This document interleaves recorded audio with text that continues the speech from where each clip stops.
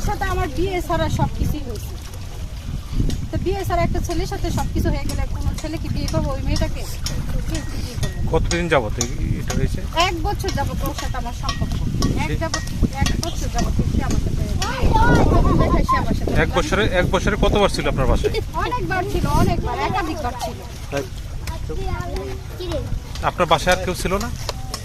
বাসাতে পরিবার তো সবসময় বাসায় থাকে না। আমার বাবা গৃহস্থে কাজ করে, অনেক সময় খেতে কামারে থাকে।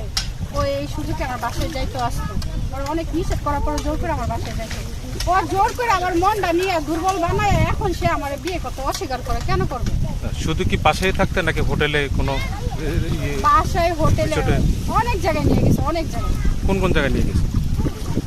অনেকটি জায়গায়, আমি কয়টা জায়গার নাম বলবো? মাইমাসিং, নেত্রকোনা, মোহনগঞ্জ, ফুলবাড়ি, অনেক জায়গা দিয়েছে আমার সাথে। কক্সবাজার কখনো নিয়ে গেছে? না, কক্সবাজার কি আর হইব? সত্যিকারই ভালোবাসা তো কোনো পাওয়া যায় না।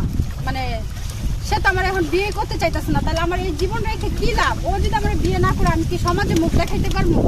ওর জন্য আজকে আমি কলঙ্কিত হয়েছি সমাজে, ওর জন্য আমি সমাজে এলাকাতে মুখ দেখাইতে পারি না। এখন কি কোনো ছেলে আমাকে বিয়ে করবো? কেউ কিন্তু আমার বিয়ে করবো না। তা আমি চাই মশুরা আমার বিয়ে করুক, আর ও যদি আমার বিয়ে না করে আমি এই নদীতে আত্মহত্যা করবো, সত্যি সত্যি আত্মহত্যা করবো।